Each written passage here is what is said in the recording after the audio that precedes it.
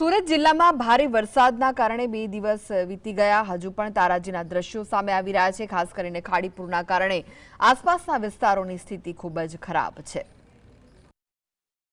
સુરત જિલ્લાના પલસાણા તાલુકામાં ધોધમાર વરસાદ વરસ્યો, જેના કારણે 9 જેટલા ગામના રસ્તા બંધ થઈ ગયા. પલસાણાના બલેશ્વર ગામે 32 ગંગા ખાડીમાં પૂરની સ્થિતિ જોવા મળી, જેના કારણે આખું ગામ બેટમાં ફેરવાઈ ગયું. ખાડીમાં પૂરની સ્થિતિના પગલે રહીશોના જીવ પડીકે બંધાયા હતા.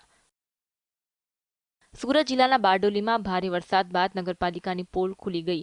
શહેરના વોર્ડ નંબર 4માં જળબંબાકારની સ્થિતિ જોવા મળી. શહેરના આશાપુરી મંદિર નજીક સામરિયા મોરા વિસ્તારમાં વરસાદી પાણી ભરાયા, જેના કારણે રાહદારીઓને ભારે હાલાકીનો સામનો કરવો પડ્યો. સુરત ગ્રામ્યમાં ભારે વરસાદના પગલે નદીઓ, નાળા અને ચેકડેમમાં પાણીની સતત આવક થઈ. સુરત અને ભરૂચ જિલ્લામાં લોકમાતા કીમ નદી બે કાંઠે વહેવા લાગી, જેના કારણે ખેડૂતોમાં ખુશીનો માહોલ છે. ભરૂચના વાલિયા સહિત ઉપરવાસમાં ભારે વરસાદ પડે ત્યારે કીમ નદીમાં પૂર આવે છે. સુરતના સરથાણાની શુભમ સોસાયટી ખાતે ખાડીપૂરની સ્થિતિ યથાવત છે.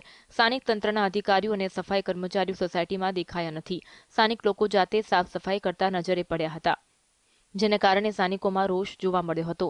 સ્થાનિકોનું કહેવું છે કે તેઓ 2 દિવસ સુધી લાઇટ અને પાણી વગર રહ્યા છે અને કોઈ તેમને પૂછવા પણ આવ્યું નથી. સરથાણા ખાતે ખાડીપુરમાં અનેક જાનવરોને સ્થાનિક લોકો દ્વારા રેસ્ક્યુ કરવામાં આવ્યું. મૂંગા પ્રાણીઓ પણ ખાડીપુરનો સામનો કરતા જોવા મળ્યા હતા. તેમને બહાર કાઢી સ્થાનિકો દ્વારા અદ્ભુત કામગીરી કરવામાં આવી. ઘણા શ્વાનને પણ બહાર કાઢવામાં આવ્યા હતા. સુરતના લીંબાયત મીઠી ખાડી ખાતે ખાડીપૂરની સ્થિતિ યથાવત છે. અનેક દુકાનો પાણીમાં ગરકાવ થઈ ગઈ તો લોકો ઘરોમાં પુરાઈને રહેવા મજબૂર થયા. ખાડીની બાજુમાં આવેલા સંપૂર્ણ વિસ્તારો પાણીમાં ગરકાવ થયા. લોકો કમર સુધીના પાણીમાંથી અવરજવર કરવા મજબૂર બન્યા. સુરતના લીંબાયત મીઠી ખાડીમાં બેભાન દર્દી માટે તંત્ર દ્વારા કોઈ પણ સુવિધા આપવામાં આવી નથી. એક વ્યક્તિની તબિયત બગડી હતી. બોટની સુવિધા ન હોવાથી કર્મચારીઓ સમયસર પહોંચી ગયા.